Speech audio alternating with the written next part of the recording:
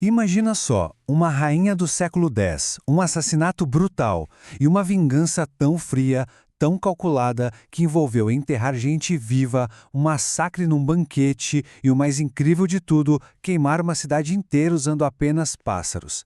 Pois é, a história é pesada. Então, bora mergulhar nisso. Essa é a grande pergunta, né? Como é que se faz uma coisa dessas? Para entender essa façanha, que parece até lenda, a gente precisa voltar para o começo de tudo, para o assassinato que acendeu o fogo da vingança de uma das mulheres mais impressionantes da história medieval. Para entender essa treta toda, a gente precisa conhecer os dois lados da história. De um lado, a Rust Kiev, que era uma mistura de povos eslavos e escandinavos. Do outro, uma das tribos que pagava tributo a eles, os Drevlianos. E foi um ato de rebeldia e ganância que deu início a uma retaliação, de proporções épicas.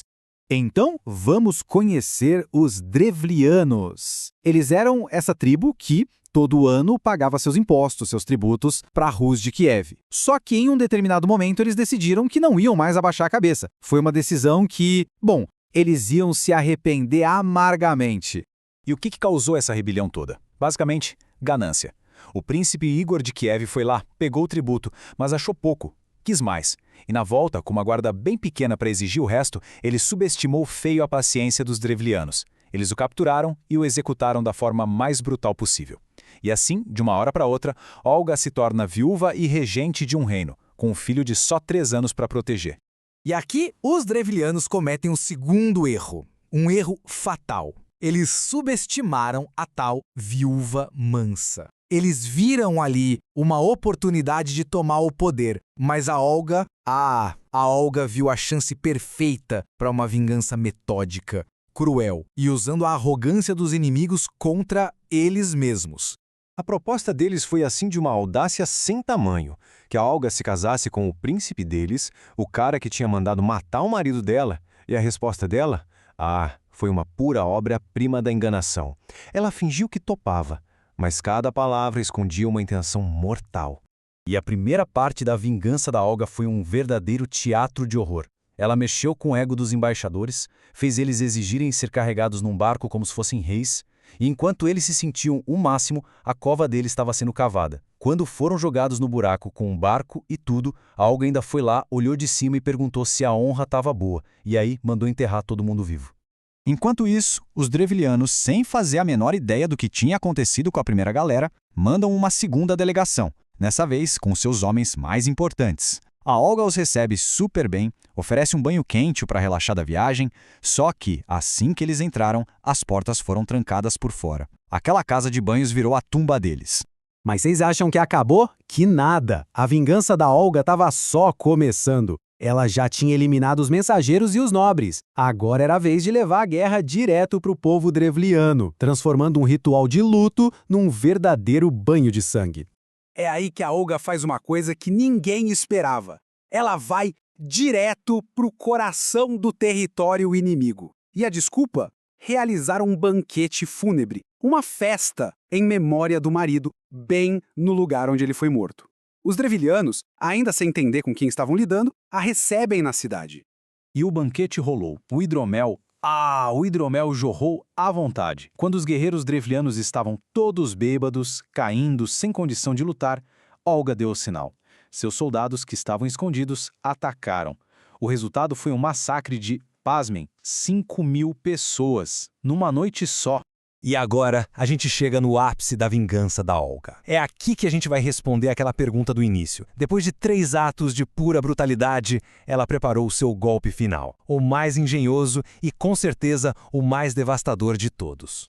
Depois do massacre num banquete, Olga cercou a capital, Skorosten.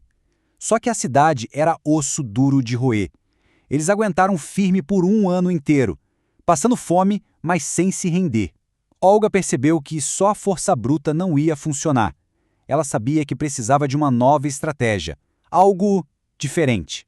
E que plano? Ela ofereceu paz. E os termos que ela ofereceu pareciam até ridículos de tão simples. Ela não queria ouro, não queria peles, ela só queria um pequeno presente. 3 pombos e 3 pardais de cada casa da cidade. Os drevlianos, exaustos, famintos, aceitaram na hora. Que alívio! Eles mal sabiam que o pesadelo de verdade estava prestes a começar. O mais genial e ao mesmo tempo assustador desse plano era o quão simples ele era. Olga sabia de uma coisa: pássaros sempre voltam para os seus ninhos. Seus soldados amarraram um pedacinho de enxofre em chamas na pata de cada ave e simplesmente soltaram. Os pássaros, por instinto, viraram literalmente mísseis incendiários, voando de volta para os ninhos nos telhados de palha das casas. Milhares de pequenos incêndios começaram ao mesmo tempo. A cidade inteira virou uma armadilha de fogo. E o fogo era só uma parte da armadilha, tá? Para quem conseguia fugir das chamas, não tinha escapatória. Os soldados da Olga cercaram a cidade, matando ou escravizando todo mundo que tentava sair. A aniquilação foi completa, total. A vingança de Olga estava finalmente concluída. Depois de uma vingança tão implacável, a história da Olga dá uma virada, assim, completamente inesperada. Como é que essa rainha pagã, que parece saída de uma saga viking cheia de sangue e fogo, acabou se tornando uma das santas mais importantes da Igreja Ortodoxa? É que o legado da Olga é uma coisa de louco, cheio de contrastes. De um lado, você tem a estrategista brutal que não teve piedade e aniquilou seus inimigos. Do outro, a gente vê uma governante sábia, a primeira líder da Rus a se converter ao cristianismo, preparando o terreno para cristianizar uma nação inteira. Mas olha, para além dessa vingança toda, a Olga foi uma governante muito eficiente. Ela centralizou o poder, mudou o jeito de cobrar tributos para evitar novas rebeliões e organizou a administração do reino. A conversão dela ao cristianismo foi um marco. Apesar de ter sido o neto dela, Vladimir, que tornou a religião oficial, foi ela quem deu o primeiro passo. E por isso, séculos depois, a igreja a canonizou. E pensem bem, essa história não é só uma lenda, não.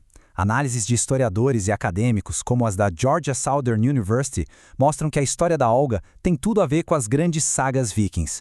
Isso tudo só reforça a ideia de que ela tinha a cabeça e a garra de uma verdadeira heroína viking. Então, fica a pergunta, né? Quem foi a verdadeira Olga de Kiev? Dá para resumir ela numa palavra só? Ela foi uma heroína defendendo o filho e o reino? Foi uma tirana genocida movida pela vingança? Ou foi uma santa que levou a fé para o seu povo? A verdade, muito provavelmente, é que ela foi um pouco de tudo isso. A história da Olga de Kiev mostra como o passado pode ser complexo e muito mais fascinante do que a gente imagina. E aí, qual outra figura ou evento histórico a gente deveria destrinchar aqui? Contem pra gente aí nos comentários. E claro, se curtiram essa viagem pela história, não esquece de se inscrever no canal para não perder as próximas. Valeu e até lá!